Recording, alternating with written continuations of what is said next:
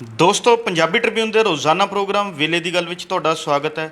ਮੈਂ ਆਤਿਸ਼ ਗੁਪਤਾ ਤੁਹਾਡੇ ਸਾਹਮਣੇ ਹਾਜ਼ਰ ਹਾਂ ਤੇ ਅੱਜ ਅਸੀਂ ਗੱਲ ਕਰਾਂਗੇ ਪੰਜਾਬ ਦੇ ਐਡਵੋਕੇਟ ਜਨਰਲ ਦਾ ਅਸਤੀਫਾ ਅਤੇ ਮੁੱਖ ਮੰਤਰੀ ਭਗਵੰਤ ਸਿੰਘ ਮਾਨ ਦੀ ਦਿੱਲੀ ਫੇਰੀ ਬਾਰੇ।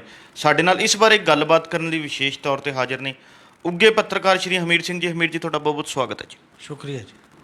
ਹਮੀਰ ਜੀ, ਪੰਜਾਬ ਦੇ ਐਡਵੋਕੇਟ ਜਨਰਲ ਡਾਕਟਰ ਅਨਮੋਲ ਰਤਨ ਸਿੱਧੂ ਵੱਲੋਂ 4 ਮਹੀਨੇ ਬਾਅਦ ਐਡਵੋਕੇਟ ਜਨਰਲ ਦੇ ਅਹੁਦੇ ਤੋਂ ਅਸਤੀਫਾ ਦੇ ਦਿੱਤਾ ਹੈ। ਇਸ ਦੇ ਨਾਲ ਹੀ ਨਵੇਂ ਐਡਵੋਕੇਟ ਜਨਰਲ ਦੇ ਨਾਮ ਨੂੰ ਲੈ ਕੇ ਚਰਚਾਵਾਂ ਜਿਹੜੀਆਂ ਜ਼ੋਰ ਸ਼ੋਰ ਨਾਲ ਚੱਲ ਰਹੀਆਂ ਨੇ। ਅਸੀਂ ਜਾਣਨਾ ਚਾਹਾਂਗੇ ਉਹਨਾਂ ਦੇ ਅਸਤੀਫੇ ਦੇ ਪਿੱਛੇ ਕੀ ਕਾਰਨ ਨੇ, ਆਖਿਰ ਉਹਨਾਂ ਨੇ ਇਹ ਅਸਤੀਫਾ ਕਿਉਂ ਦਿੱਤਾ। ਅਸਲ ਦੇ ਵਿੱਚ ਐਡਵੋਕੇਟ ਜਨਰਲ ਲਗਭਗ 4 ਮਹੀਨੇ ਹੋਏ ਨੇ। 22 ਮਾਰਚ ਨੂੰ ਉਹਨਾਂ ਨੂੰ ਐਡਵੋਕੇਟ ਜਨਰਲ ਲਾਇਆ ਸੀ। ਐਡਵੋਕੇਟ ਜਨਰਲ ਦਾ ਅਹੁਦਾ ਕਾਫੀ ਮਹੱਤਵਪੂਰਨ ਹੁੰਦਾ ਔਰ ਉਹਨਾਂ ਨੇ ਰਿਜ਼ਾਈਨ ਤਾਂ ਇਹ ਕੀਤਾ 19 ਜੁਲਾਈ ਦਾ ਰਿਜ਼ਾਈਨ ਚੀਫ ਮਿਨਿਸਟਰ ਨੂੰ ਦਿੱਤਾ ਹੋਇਆ, ਜਿਹੜਾ ਉਹਦੇ 'ਤੇ ਅਸਤੀਫੇ 'ਤੇ ਡੇਟ ਪਾਈ ਹੋਈ ਹੈ। ਉਹਦੇ 'ਚ ਇਹ ਕੀਤਾ ਕਿ ਮੇਰੇ ਨਿੱਜੀ ਕਾਰਨਾਂ ਕਰਕੇ, ਮੈਂ ਕੁਝ ਘਰੇਲੂ ਕਾਰਨਾਂ ਕਰਕੇ ਮਤਲਬ ਅਸਤੀਫਾ ਦੇ ਰਿਹਾ।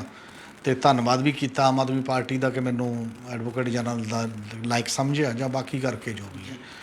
ਪਰ ਸਵਾਲ ਇਹ ਵੱਡਾ ਪੈਦਾ ਹੁੰਦਾ ਕਿ ਇਹ ਅਨਮੋਲ ਰਤਨ ਸਿੰਘ ਸਿੱਧੂ ਜਿਹੜੇ ਨੇ, ਇਹ ਐਡਵੋਕੇਟ ਜਨਰਲ ਲੱਗਣ ਦੇ ਖਾਹਿਸ਼ਮੰਦ ਕੇਵਲ ਹੋਣੇ ਹੀ ਨਹੀਂ ਸੀ। ਇਹ ਪਹਿਲਾਂ ਚੰਨੀ ਸਰਕਾਰ ਵੇਲੇ ਵੀ ਇਹਨਾਂ ਦਾ ਬਾਰ-ਬਾਰ ਨਾਂ ਆਉਂਦਾ ਰਿਹਾ ਜਦੋਂ ਐਡਵੋਕੇਟ ਜਨਰਲ ਨਿਯੁਕਤ ਕੀਤੇ ਸੀ। ਔਰ ਆਹ 10 ਮਹੀਨਿਆਂ ਦੇ ਵਿੱਚ ਲਗਭਗ 5 ਐਡਵੋਕੇਟ ਜਨਰਲ ਦੇਖ ਲਏ ਨੇ ਪੰਜਾਬ ਨੇ ਜੀ। ਪਹਿਲਾਂ ਅਤੁਲ ਨੰਦਾ ਅਮਰਿੰਦਰ ਸਰਕਾਰ 'ਚ ਲਗਾਤਾਰ ਜਾਰੀ ਰਿਹਾ ਜੀ। ਉਸ ਤੋਂ ਬਾਅਦ ਆ ਕੇ ਉਹਨੇ APS ਦਿਓਲ ਨੂੰ ਲਗਾਤਾ। ਫਿਰ ਨਵਜੋਤ ਸਿੱਧੂ ਉਹਨਾਂ ਨੇ ਰੌਲਾ ਪਾਇਆ ਕਿ ਜੀ ਨਹੀਂ, ਇਹਨੇ ਬੇਅਦਬੀ ਦੇ ਮਾਮਲੇ 'ਤੇ ਆਹ ਨਹੀਂ ਕਰਨਾ, ਇਹ ਉਹਨਾਂ ਦਾ ਵਕੀਲ ਰਿਹਾ ਕਿ ਇੱਦਾਂ ਕੁਛ। ਫਿਰ DS ਪਟਵਾਲੀਆ ਨੂੰ ਲਵਾ ਲਿਆ ਜੀ। ਅਤੇ ਉਹਦੇ 'ਚੋਂ ਆ ਕੇ ਹੁਣ ਇਹ ਅਨਮੋਲ ਰਤਨ ਸਿੱਧੂ ਇਹਨਾਂ ਨੇ ਲਾਤਾ। ਇਹਨਾਂ ਦਾ ਨਾਂ ਵੀ ਚੱਲਦਾ ਸੀ। ਅਤੇ ਹੁਣ ਘਈ ਸਾਹਿਬ ਆ ਗਏ ਨੇ 5ਵੇਂ, ਮਤਲਬ ਕੇਵਲ 10 ਮਹੀਨਿਆਂ ਦੇ ਅੰਦਰ ਅੰਦਰ ਇੱਕ ਐਡਵੋਕੇਟ ਜਨਰਲ ਇੰਨੇ ਲੱਗੇ ਨੇ। ਔਰ ਉਹ ਸਾਰੇ ਮਾਮਲੇ ਦੇ ਵਿੱਚ ਹੀ ਉਹ ਤੋਂ ਬਾਅਦ ਹੁਣ ਜਿਹੜਾ ਮੇਨ ਮਾਮਲਾ ਦੇਖਿਆ ਜਾ ਰਿਹਾ ਕਿ ਵਜ੍ਹਾ ਕੀ ਹੈ। ਆਫਟਰ ਆਲ ਇੱਕ ਤਾਂ ਮੋਟੀ ਵਜ੍ਹਾ ਇਹ ਨਜ਼ਰ ਆ ਰਹੀ ਹੈ ਕਿ ਐਡਵੋਕੇਟ ਜਨਰਲ ਇਕੱਲਾ ਨਹੀਂ ਹੁੰਦਾ, ਉਹਦੇ ਨਾਲ ਇੱਕ ਦਫ਼ਤਰ ਹੁੰਦਾ, ਇੱਕ ਦਫ਼ਤਰ ਦੇ ਨਾਲ ਜੁੜਿਆ ਹੋਇਆ ਸਟਾਫ ਹੁੰਦਾ। ਅੱਜ ਤੱਕ ਇਹ ਫੈਸਲਾ ਨਹੀਂ ਹੋਇਆ 4 ਮਹੀਨਿਆਂ 'ਚ ਸਰਕਾਰ ਤੋਂ ਕਿ additional advocate general, assistant advocate general, ਵੱਖ-ਵੱਖ ਟਾਈਪ ਦੇ ਜਿਹੜੇ ਸਟਾਫ ਦੇ ਬੰਦੇ 100-150 ਲਾਇਆ ਜਾਂਦਾ ਉਹਦੇ ਨਾਲ, ਉਹ ਕੌਣ ਹੋਏਗਾ, ਉਹਨੂੰ ਡਿਸਾਈਡ ਕੌਣ ਕਰੇਗਾ। ਨੋਰਮਲੀ ਇਹ ਹੁੰਦਾ ਕਿ ਜੂਨ ਦੀਆਂ ਛੁੱਟੀਆਂ ਦੇ ਵਿੱਚ ਜਦੋਂ ਹਾਈ ਕੋਰਟ 'ਚ ਹੁੰਦੀਆਂ ਨੇ, ਜਦੋਂ ਵੀ ਗੌਰਮੈਂਟਾਂ ਪਹਿਲਾਂ ਬਦਲੀਆਂ ਜਾਂ ਜੋ ਹੋਈਆਂ, ਉਦੋਂ ਡਿਸਾਈਡ ਕਰ ਲੈਂਦੀਆਂ ਨੇ। ਜੁਲਾਈ ਤੋਂ ਪਹਿਲਾਂ ਨੋਟੀਫਿਕੇਸ਼ਨ ਹੋ ਜਾਂਦਾ ਅਤੇ ਉਹ ਸਾਰੀਆਂ ਧਿਰਾਂ ਇੱਕ ਐਸਟੈਬਲਿਸ਼ਡ ਹੋ ਜਾਂਦਾ ਜੀ। ਔਰ ਜਿਹੜੇ ਲੋਕ ਦੱਸਦੇ ਨੇ, ਮਤਲਬ ਜਿਹੜੇ ਐਡਵੋਕੇਟ ਜਨਰਲ ਆਫਿਸ ਦੇ ਨੇੜੇ ਨੇ ਜਾਂ ਬਾਕੀ ਦੇ ਨੇ, ਦਿੱਲੀ ਤੋਂ ਇੱਕ ਲਿਸਟ ਆ ਗਈ ਹੈ ਕਿ ਆਹੀ ਲੱਗਣਗੇ ਜੀ।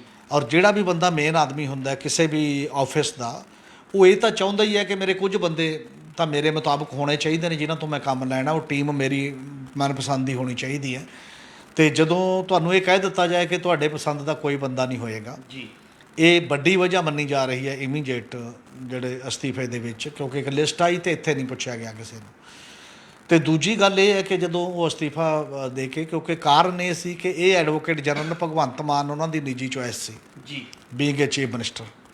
ਇਸੇ ਕਰਕੇ ਰਾਘਵ ਚੱਡਾ ਦੇ ਨਾਲ ਵੀ ਸੁਣਿਆ ਜਾਂਦਾ, ਇਹਨਾਂ ਨੇ ਕਿਹਾ ਕਿ ਮੈਨੂੰ ਚੀਫ ਮਿਨਿਸਟਰ ਨੇ ਲਾਇਆ ਅਤੇ ਮੇਰੇ ਕੋਈ ਬੰਦੇ ਹੋਣੇ ਚਾਹੀਦੇ ਨੇ, ਤੁਹਾਡੀ ਨਹੀਂ ਚੱਲੇਗੀ। ਫਿਰ ਚੀਫ ਸੈਕਟਰੀ ਨਾਲ ਲੈਵਲ 'ਤੇ ਵੀ ਆਰਗੂਮੈਂਟ ਹੋਇਆ। ਚੀਫ ਸੈਕਟਰੀ ਨੂੰ ਵੀ ਇਹ ਕਿਹਾ, ਕਿਉਂਕਿ ਚੀਫ ਸੈਕਟਰੀ ਵੀ ਬਦਲੇ ਗਏ ਕਿਸੇ ਹੋਰ ਤਰੀਕੇ ਦੇ ਨਾਲ ਇਦੋਂ ਪਹਿਲਾਂ ਵਾਲੇ ਜੀ, ਬਿਲਕੁਲ। ਅਤੇ DG ਬਦਲਿਆ ਗਿਆ ਇਦੋਂ ਪਹਿਲਾਂ, ਅਤੇ AG ਵੀ ਹੁਣ ਬਦਲਿਆ ਜਾ ਰਿਹਾ। ਅਤੇ ਇਹਦੇ 'ਚੋਂ ਇਹ ਲੱਗਦਾ ਕਿ ਕੋਸ਼ਿਸ਼ ਕੀਤੀ ਜਿਵੇਂ ਭਗਵੰਤ ਮਾਨ ਨੇ, ਕਿਉਂਕਿ 19 ਜੁਲਾਈ ਦਾ ਉਹਨਾਂ ਕੋਲ ਅਸਤੀਫਾ ਪਿਆ ਸੀ, ਕਿ ਉਹ ਅੰਦਰ ਪਾਰਟੀ ਨੂੰ ਮਨਾ ਸਕਦੇ ਜਿਹੜੇ ਬਾਕੀ ਬੰਦੇ ਨੇ, ਰਾਘਵ ਚੱਡਾ ਜਾਂ ਬਾਕੀ ਨੂੰ। ਅਤੇ ਇਹਦੇ ਤੋਂ ਲੱਗਦਾ ਨਹੀਂ ਚੱਲੀ ਚੀਫ ਮਿਨਿਸਟਰ ਦੀ ਜੀ। ਅਤੇ ਸ਼ਾਇਦ ਪਹਿਲਾਂ ਵੀ 1-2 ਵਾਰ ਅਸਤੀਫਾ ਵੀ ਮਿਲ ਕੇ ਹੀ ਦਿੱਤਾ ਹੋਣਾ ਬਿਨਾਂ ਸ਼ੱਕ। ਅਤੇ ਉਹ ਆਪ ਕਹਿ ਰਹੇ ਨੇ, ਮੈਂ ਕੱਲ੍ਹ ਵੀ 1.5 ਘੰਟਾ ਭਗਵੰਤ ਮਾਨ ਕੋਲ ਬੈਠਾ ਰਿਹਾ ਅਤੇ ਬਾਕੀ ਵੀ ਮਿਲਦਾ ਰਿਹਾ। ਤਾਂ ਇਹਦਾ ਮਤਲਬ ਇਹ ਹੈ ਕਿ ਇਹਨਾਂ ਦੋਨਾਂ ਦਾ ਇੱਕ ਜਿਹੜਾ ਇੱਕ ਮਾਹੌਲ ਸੀ ਬਣਿਆ ਹੋਇਆ, ਜਾਂ ਪਾਵਰ ਸਟਰਕਚਰ ਦੇ ਵਿੱਚ ਇੱਕ ਦਾਅਵੇਦਾਰੀ ਹੁੰਦੀ ਹੈ, ਉਹ ਨਹੀਂ ਚੱਲੀ। ਅਤੇ ਪਿਛਲੇ ਸਮੇਂ ਤੋਂ ਦਿੱਲੀ ਦੀ ਜਿਹੜੀ ਮਾਮਲੇ ਨੇ ਉਹ ਡੋਮੀਨੇਟ ਕਰ ਰਹੇ ਨੇ, ਪ੍ਰਭਾਵਸ਼ਾਲੀ ਜ਼ਿਆਦਾ ਬਣ ਰਹੇ ਨੇ। ਤਾਂ ਇੱਕ ਨਵਾਂ ਹੈ DGP, ਜਿਹੜਾ AG ਉਸ ਪੱਧਰ ਦੇ ਉੱਤੇ ਆਇਆ। ਔਰ ਇਹਦੇ ਨਾਲ ਹੋਰ ਵੀ ਕਈ ਕੇਸ ਨੇ। ਜਦੋਂ ਇਹ ਕਹਿੰਦੇ ਹੁਣ ਇਕੱਲਾ AG ਇਹ ਮਤਲਬ ਮੈਜਿਸਟ੍ਰੇਟ ਮੈਟਰੋਪੋਲੀਟਨ ਵਾਲੀਆਂ ਮੈਜਿਸਟ੍ਰੇਟਾਂ ਦੇ ਉੱਥੇ ਵੀ ਜਾਂਦਾ ਰਿਹਾ। ਤਾਂ ਉਹ ਤਜਿੰਦਰ ਬੱਗੇ ਦਾ ਕੇਸ ਸੀ ਦਿੱਲੀ ਦੇ ਵਿੱਚ ਪੇਸ਼ ਕਰਨ ਦੇ ਲਈ, ਉੱਥੇ ਜਾਂਦੇ ਰਹੇ। ਚਾਹੇ ਉਹ ਇੱਥੇ ਦੇ ਕੇਸ ਸੀਗੇ ਕਈ। ਔਰ ਇਹਦਾ ਮਤਲਬ ਇਹ ਚੱਲ ਰਿਹਾ ਜਿਵੇਂ ਗਿਲਜੀਆਂ ਵਾਲਾ ਮਾਮਲਾ ਸੀ, ਬਿਕਰਮ ਮਜੀਠੀਆ ਵਾਲਾ ਮਾਮਲਾ ਸੀ, ਜਦੋਂ ਉਹਨਾਂ ਨੂੰ ਇਹ ਕਹਿਣਾ ਪੈਂਦਾ ਸਾਨੂੰ ਹੋਰ ਟਾਈਮ ਦੇ ਦਿਓ, ਹੋਰ ਟਾਈਮ ਦੇ ਦਿਓ, ਤਾਂ ਅੰਦਰ ਕਿੰਨੀ ਖਿੱਚ ਤੂ ਚੱਲਦੀ ਹੋਣੀ ਹੈ। ਐਡਵੋਕੇਟ ਜਨਰਲ ਨੂੰ ਇਹ ਪਤਾ ਤੱਕ ਨਹੀਂ ਲੱਗਿਆ ਹੋਣਾ ਮੈਂ ਕਿਹਦੀ ਗੱਲ ਮੰਨਾਂ, ਮੈਂ ਕਿਹੜੇ ਮਾਮਲੇ ਤੇ ਫੈਸਲਾ ਲਾਵਾਂ। ਬਿਲਕੁਲ। ਇਸੇ ਲਈ ਹਾਈ ਕੋਰਟ ਨੇ ਵੀ ਇਹ ਕਿਹਾ ਪਿਛਲੇ ਦਿਨਾਂ ਦੇ ਵਿੱਚ ਵੀ ਤੁਸੀਂ ਕਰਦੇ ਕੀ ਹੋ। ਜਦੋਂ ਐਡਵੋਕੇਟ ਜਨਰਲ ਜਾ ਕੇ ਕਹਿੰਦਾ ਵੀ ਸਾਨੂੰ ਅਜੇ ਸਰਕਾਰ ਤੋਂ ਅਸੀਂ ਪੁੱਛਣਾ ਜੀ ਕੀ ਕਰਨਾ, ਤੇ ਸਰਕਾਰ ਤੋਂ ਬਿਨਾਂ ਪੁੱਛੇ ਥੋੜ੍ਹੀ, ਸਰਕਾਰ ਕੌਣ ਹੈ ਅਸਲ ਦੇ ਵਿੱਚ, ਇਹ ਸਭ ਤੋਂ ਬੜਾ ਕੁਐਸਚਨ ਪੈਦਾ ਹੋਇਆ ਜਿਹੜਾ ਵੀ ਉਹ ਕਿਹੜੀ ਸਰਕਾਰ ਤੋਂ ਪੁੱਛ ਕੇ ਆਉਣਾ ਜਾਂ ਕਿਹੜੀਆਂ ਚੀਜ਼ਾਂ ਕਰਨੀਆਂ ਨੇ।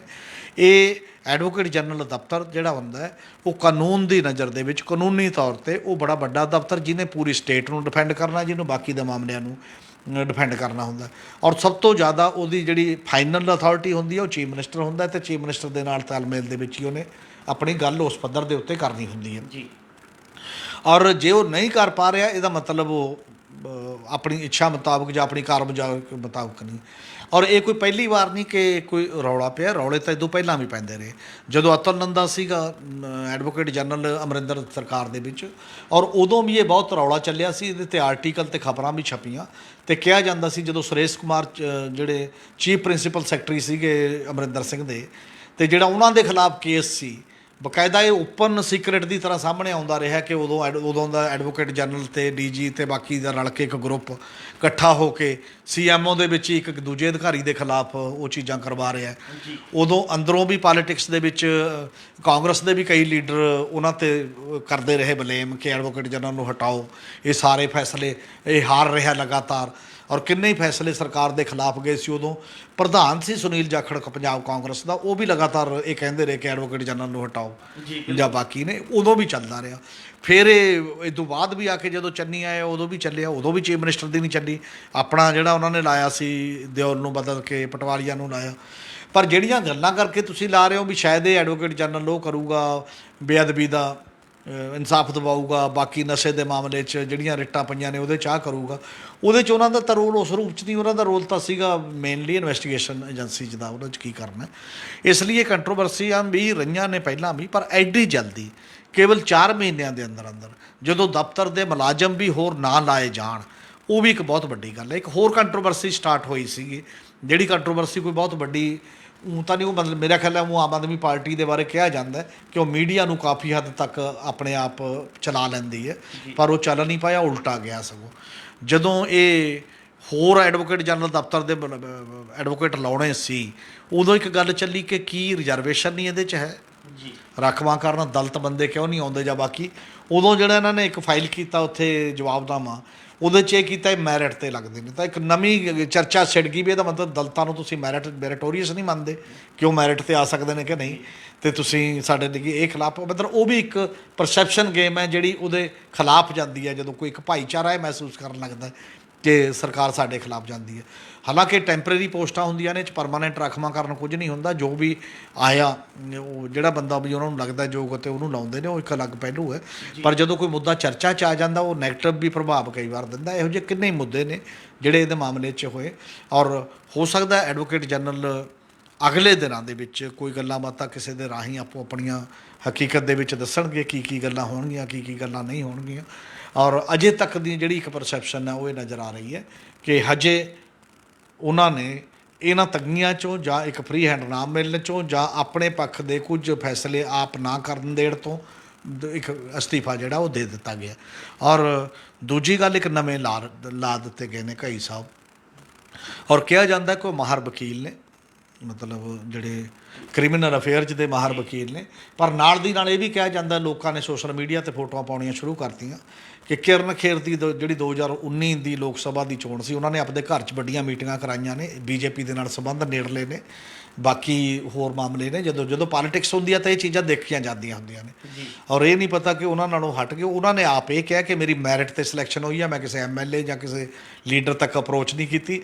ਉਹਨਾਂ ਨੇ ਕੋਈ ਸਰਵੇ ਕਰਾਇਆ ਹਾਈ ਕੋਰਟ 'ਚ ਜਿਹੜਾ ਵਕੀਲ ਕੌਣ ਇੰਪੋਰਟੈਂਟ ਹੈ, ਅਤੇ ਉਹ ਕਹਿੰਦੇ ਮੈਨੂੰ ਚੁਣ ਲਿਆ ਗਿਆ ਇਸ ਤਰੀਕੇ ਦੇ ਨਾਲ, ਮੈਰਿਟ 'ਤੇ ਚੁਣਿਆ।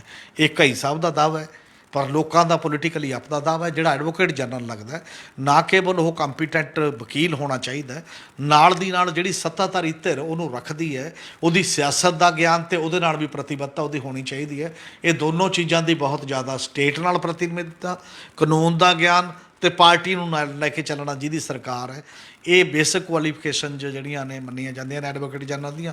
ਹੁਣ ਅਗਲੇ ਦਿਨ 'ਚ ਪਤਾ ਲੱਗੂਗਾ ਕਿ ਨਵੇਂ ਐਡਵੋਕੇਟ ਜਨਰਲ ਤੇ ਉਹਨਾਂ ਦੀ ਕਿੰਨੀ ਕੁ ਮੈਚਿੰਗ ਬਹਿੰਦੀ ਹੈ, ਕਿਸ ਤਰੀਕੇ ਨਾਲ ਕੰਮ ਹੋ ਰਹੇ ਨੇ। ਜੀ ਹਮੀਰ ਜੀ, ਇਸ ਦੇ ਨਾਲ ਹੀ ਗੱਲ ਕਰੀਏ ਮੁੱਖ ਮੰਤਰੀ ਭਗਵੰਤ ਸਿੰਘ ਮਾਨ ਦੀ, ਜੋ ਕਿ ਅੱਜ ਦਿੱਲੀ ਗਏ ਹੋਏ ਨੇ। ਕਿਹਾ ਜਾ ਰਿਹਾ ਵੀ ਕਿ ਉੱਥੇ ਉਹ ਜਲ ਸਪਲਾਈ ਮੰਤਰੀ ਗਜੇਂਦਰ ਸ਼ੇਖਾਵਤ ਨਾਲ ਮੁਲਾਕਾਤ ਕਰਨ ਲਈ ਗਏ ਨੇ। ਅਸੀਂ ਜਾਣਨਾ ਚਾਹਾਂਗੇ ਉਹ ਜੇ ਕੇਂਦਰੀ ਮੰਤਰੀ ਨਾਲ ਮੁਲਾਕਾਤ ਕਰਨ ਗਏ ਨੇ ਤਾਂ ਕੀ ਮੁੱਦੇ ਜਿਹੜੇ ਲੈ ਕੇ ਗਏ ਨੇ, ਕੀ ਗੱਲਾਂ ਹੋਣ ਦੀ ਸੰਭਾਵਨਾ? ਅਸਲ ਦੇ ਵਿੱਚ ਕਿਹਾ ਤਾਂ ਇਹੀ ਗਿਆ ਕਿ ਮੈਂ ਕੇਂਦਰੀ ਮੰਤਰੀ ਨੂੰ ਮਿਲਣਾ, ਜਲ ਸਰੋਤ ਮੰਤਰੀ ਨੇ। ਉਹਦੇ ਵਿੱਚ ਮੇਨਲੀ ਗੱਲ ਕਿ ਸਾਡੇ ਜਿਹੜੇ ਪੋਲੂਸ਼ਨ ਫੈਲ ਰਿਹਾ ਹੈ ਦਰਿਆਵਾਂ ਦੇ ਵਿੱਚ, ਪਾਣੀਆਂ ਦੇ ਵਿੱਚ, ਬਾਕੀ ਪ੍ਰੋਜੈਕਟ, ਟਰੀਟਮੈਂਟ ਪਲਾਂਟ, ਜੇ ਉਹ ਕੀ ਕੁਛ ਹੋ ਸਕਦਾ ਉਹਦੇ ਬਾਰੇ ਗੱਲ ਕਰਨੀ ਆ। ਹਾਲਾਂਕਿ ਉਹਦੇ ਨਾਲ ਤਾਂ ਮਾਮਲਾ ਜਿਹੜਾ ਦਰਿਆਈ ਪਾਣੀਆਂ ਦਾ ਮਾਮਲਾ ਵੀ ਬੜਾ ਵੱਡਾ ਮਾਮਲਾ ਪੰਜਾਬ ਦਾ, ਕਿ ਇਹਦੇ 'ਤੇ ਵੀ ਕੋਈ ਗੱਲ ਹੋਣੀ ਹੈ ਜਾਂ ਨਹੀਂ ਹੋਣੀ ਹੈ। ਅਤੇ ਵੱਖ-ਵੱਖ ਟਾਈਪ ਦੇ ਮਾਮਲੇ ਨੇ, ਔਰ ਪਾਣੀ ਕਿਉਂਕਿ ਬਹੁਤ ਇੰਪੋਰਟੈਂਟ ਚੀਜ਼ ਹੈ, ਬਹੁਤ ਮਹੱਤਵਪੂਰਨ ਚੀਜ਼ ਹੈ। ਸ਼ੇਖਾਵਤ ਸਾਹਿਬ ਰਾਜਸਥਾਨ ਦੇ ਨੂੰ ਬਿਲੋਂਗ ਕਰਦੇ ਨੇ। ਪੰਜਾਬ ਦਾ ਰਾਜਸਥਾਨ ਨਾਲ ਵੀ ਪਾਣੀਆਂ ਦਾ ਵੀ ਕਲੇਸ਼ ਹੈ ਅਤੇ ਹਰਿਆਣੇ ਦੇ ਨਾਲ ਵੀ ਉਸ ਲੈਵਲ 'ਤੇ ਉੱਤੇ ਹੈ। ਹੁਣ ਉਹ ਕਿਸ ਮੈਰਿਟ 'ਤੇ ਉਹਨਾਂ ਗੱਲਾਂ ਨੂੰ ਕਰਨਗੇ, ਅਤੇ ਜਿਹੜੇ ਅਜੇ ਤੱਕ ਉਹਨਾਂ ਨੇ ਦਰਿਆਈ ਪਾਣੀਆਂ ਦੀ ਗੱਲ ਨਹੀਂ ਕੀਤੀ। ਉਹਨਾਂ ਨੇ ਕੇਵਲ ਦੂਜੇ ਪਾਣੀ ਨੂੰ, ਮਤਲਬ ਉਹਦੀ ਪ੍ਰਦੂਸ਼ਣ ਨਾਲ ਜੁੜੀ ਇੱਕ ਪਹਿਲੂ ਦੀ ਗੱਲ ਕੀਤੀ ਹੈ, ਪਾਣੀਆਂ ਦੇ ਵੰਡ ਦੀ ਜਿਹੜੀ ਉਸ ਪੱਧਰ ਦੇ ਉੱਤੇ ਗੱਲ ਨਹੀਂ ਕੀਤੀ। ਕਿਹਾ ਇਹ ਵੀ ਜਾਂਦਾ ਕਿ ਚਲੋ ਉਹ ਤਾਂ ਮੀਟਿੰਗ ਜਿਹੜੀ ਹੋਏਗੀ, ਅਧਿਕਾਰੀ ਵੀ ਨਾਲ ਲੈ ਕੇ ਗਏ ਨੇ ਡਿਪਾਰਟਮੈਂਟ ਦੇ, ਉੱਥੇ ਜੋ ਗੱਲ ਕਰਨਗੇ ਕਿਹੜਾ ਪ੍ਰੋਜੈਕਟ ਹੈ, ਕੀ ਹੋਣਾ ਹੈ, ਕੀ ਨਹੀਂ ਹੋਣਾ। ਇੱਕ ਹੋਰ ਪ੍ਰੋਜੈਕਟ ਦੀ ਵੀ ਗੱਲ ਚੱਲਦੀ ਹੈ ਪਿਛਲੇ ਦਿਨਾਂ 'ਚੋਂ, ਜਿਹੜੀ ਕੈਨਾਲਾਈਜੇਸ਼ਨ ਹੋ ਰਹੀ ਹੈ, ਲਾਈਨਿੰਗ ਹੋ ਰਹੀ ਹੈ ਰਾਜਸਥਾਨ ਕਨਾਲ ਦੀ, ਜਿੱਥੇ ਇੱਕ ਇੱਥੇ ਬੜਾ ਵੱਡਾ ਮੁੱਦਾ ਉੱਠ ਰਿਹਾ ਕਿ ਉਹ ਮੋਮਜਾਮੇ ਦਾ ਇੱਕ ਪਾ ਰਹੇ ਨੇ, ਜਿਹੜਾ ਹੇਠਾਂ ਉੱਪਰ ਤੱਕ ਰੀਚਾਰਜਿੰਗ ਨਾ ਹੋਵੇ ਬਿਲਕੁਲ ਉਸ ਲੈਵਲ 'ਤੇ। ਉਹ ਮੁੱਦੇ ਨੂੰ ਵੀ ਪਿਛਲੇ ਦਿਨਾਂ 'ਚ ਡੈਲੀਗੇਸ਼ਨ ਜਿਹੜੇ ਮਿਲੇ ਸੀ ਚੀਫ ਮਿਨਿਸਟਰ ਨੂੰ, ਉਹਨਾਂ ਨੇ ਕਿਹਾ ਸੀ ਅਸੀਂ ਇਹ ਗੱਲ ਉਠਾਵਾਂਗੇ, ਇਹਨੂੰ ਰੋਕਣ ਦੀ ਕੋਸ਼ਿਸ਼ ਕਰਾਂਗੇ। ਕਿ ਇਹ ਏਜੰਡਾ ਵੀ ਹੋਏਗਾ ਅਤੇ ਇਸ ਏਜੰਡੇ 'ਤੇ government of India the Ki response ਹੈ, ਕੀ ਹੁੰਗਾਰਾ ਹੈ, ਉਹ ਗੱਲ ਵੀ ਪਤਾ ਲੱਗੇਗੀ। ਔਰ ਇਹਦੇ ਤੋਂ ਇਲਾਵਾ ਵੀ ਇਹ ਕਿਹਾ ਜਾ ਰਿਹਾ ਕਿ ਜਿੱਥੇ ਉਹ ਕੇਂਦਰੀ ਮੰਤਰੀ ਨੂੰ ਮਿਲਣ ਗਏ ਨੇ, ਉੱਥੇ ਆਪਣੀ ਪਾਰਟੀ ਦੇ ਮੈਂਬਰਾਂ ਨੂੰ ਵੀ, ਮਤਲਬ ਕੋਰ ਕਮੇਟੀ ਹੈ ਜਾਂ ਖਾਸ ਤੌਰ 'ਤੇ ਕਨਵੀਨਰ ਨੂੰ ਵੀ ਮਿਲ ਸਕਦੇ ਨੇ। ਔਰ ਕਨਵੀਨਰ ਨੂੰ ਮਿਲ ਕੇ ਆਹ ਸਾਰੀਆਂ ਗੱਲਾਂ ਵੀ ਸ਼ਾਇਦ ਡਿਸਕਸ ਹੋ ਸਕਦੀਆਂ ਨੇ, ਐਡਵੋਕੇਟ ਜਨਰਲ ਦੇ ਹਟਾਉਣ ਦੇ ਮਾਮਲੇ 'ਚ, ਬਾਕੀ ਦੇ ਜਿੰਨੇ ਵੀ ਮਾਮਲੇ ਨੇ। ਪਿਛਲੇ ਦਿਨਾਂ 'ਚੋਂ ਇੱਕ ਗੱਲ ਬੜੀ ਰਿਊਮਰ ਹੈ ਜਾਂ ਉਹ ਹਕੀਕਤ ਹੈ, ਪਰ ਰਿਊਮਰ ਤਾਂ ਬੜਾ ਸਟਰੋਂਗ ਹੈ ਕਿ CMO ਦੇ ਵਿੱਚ ਜਿਹੜੇ ਬੰਦੇ ਚੀਫ ਮਿਨਿਸਟਰ ਦੇ ਨੇੜਲੇ ਬੰਦੇ ਨੇ, ਉਹਨਾਂ ਦੀਆਂ ਤਾਕਤਾਂ ਲਗਾਤਾਰ ਕਮਜ਼ੋਰ ਹੋ ਰਹੀਆਂ ਨੇ, ਔਰ ਜਾਂ ਕੀਤੀਆਂ ਜਾ ਰਹੀਆਂ ਨੇ ਜਾਂ ਕਰ ਦਿੱਤੀਆਂ ਗਈਆਂ ਨੇ ਜਾਂ ਹੋ ਰਹੀਆਂ ਨੇ। ਔਰ ਜੇ ਮੈਸੇਜ ਚਲਾ ਜਾਂਦਾ ਲੋਕਾਂ ਦੇ ਵਿੱਚ ਕਿ ਚੀਫ ਮਿਨਿਸਟਰ ਦਾ ਦਾਇਰਾ ਕਮਜ਼ੋਰ ਹੋ ਰਿਹਾ, ਤਾਂ ਕਾਫੀ ਹੱਦ ਤੱਕ ਪੰਜਾਬ ਦੇ ਵਿੱਚ, ਪੰਜਾਬ ਦੀ ਸਿਆਸਤ ਦੇ ਵਿੱਚ ਇਹਦੇ ਨਾਲ ਇੱਕ ਤਬਦੀਲੀ ਇਸ ਲੈਵਲ ਦੀ ਆਏਗੀ ਕਿ ਲੋਕਾਂ ਦੀਆਂ ਭਾਵਨਾਵਾਂ ਜਿਹੜੀਆਂ ਨੇ ਉਹ ਪੰਜਾਬ ਦੇ ਜਿਹੜੇ ਚੀਫ ਮਿਨਿਸਟਰ ਨੇ ਜਾਂ ਪੰਜਾਬ ਦੇ ਜਿਹੜੇ ਮੰਤਰੀ ਨੇ, ਉਹਨਾਂ ਰਾਹੀਂ ਪੰਜਾਬ ਨੂੰ ਮਤਲਬ ਸੰਚਾਲਿਤ ਹੁੰਦਾ ਦੇਖਣਾ ਚਾਹੁੰਦੇ ਨੇ। ਉਹ ਦਿੱਲੀ ਰਾਹੀਂ ਜਾਂ ਦਿੱਲੀ ਦੇ ਆਲੇ ਦੁਆਲੇ ਰਾਹੀਂ ਨਹੀਂ ਦੇਖਣਾ ਚਾਹੁੰਦੇ ਕਿਸੇ ਵੀ ਰੂਪ ਦੇ ਵਿੱਚ। ਇਹ ਜਿਹੜਾ ਸੈਂਟੀਮੈਂਟ ਹੈ, ਜਿਹੜੀ ਸੰਵੇਦਨਾ ਹੈ, ਜੇ ਲਗਾਤਾਰ ਕਦਮ ਦਰ ਕਦਮ ਉਧਰ ਨੂੰ ਹੀ ਜਾਂਦਾ ਹੋ ਜਿੱਧਰੋਂ ਲੋਕ ਮੋੜਨ ਦੀ ਟਰਾਈ ਕਰ ਰਹੇ ਨੇ, ਤਾਂ ਮੈਨੂੰ ਲੱਗਦਾ ਨਾ ਇਹ ਸਟੇਟ ਤੇ ਨਾ ਇਹ ਆਮ ਆਦਮੀ ਪਾਰਟੀ ਕਿਸੇ ਦੇ ਵੀ ਸ਼ਾਇਦ ਪੱਖ 'ਚ ਉਸ ਰੂਪ ਦੇ ਵਿੱਚ ਨਾ ਹੋਵੇ। ਬਾਕੀ ਆਉਣ ਵਾਲੇ ਦਿਨਾਂ ਦੇ ਵਿੱਚ ਇਹ ਚੀਜ਼ਾਂ ਹੋਰ ਉਧੜਨਗੀਆਂ, ਹੋਰ ਬੇਪਰਦ ਹੋਣਗੀਆਂ ਅਤੇ ਸਾਹਮਣੇ ਆ ਜਾਣਗੀਆਂ। ਜੀ, ਇਹ ਸਨ ਸਾਡੇ ਸੀਨੀਅਰ ਪੱਤਰਕਾਰ ਸ਼੍ਰੀ ਹਮੀਰ ਸਿੰਘ ਜੀ, ਜਿਨ੍ਹਾਂ ਨੇ ਆਪਣੇ ਵਡਮੁੱਲੇ ਵਿਚਾਰ ਸਾਡੇ ਨਾਲ ਸਾਂਝੇ ਕੀਤੇ। ਕੱਲ੍ਹ ਨੂੰ ਇਸੇ ਸਮੇਂ ਇੱਕ ਨਵੇਂ ਮੁੱਦੇ ਦੇ ਨਾਲ ਫਿਰ ਮਿਲਾਂਗੇ ਪ੍ਰੋਗਰਾਮ ਵੇਲੇ ਦੀ ਗੱਲ ਵਿੱਚ। ਧੰਨਵਾਦ।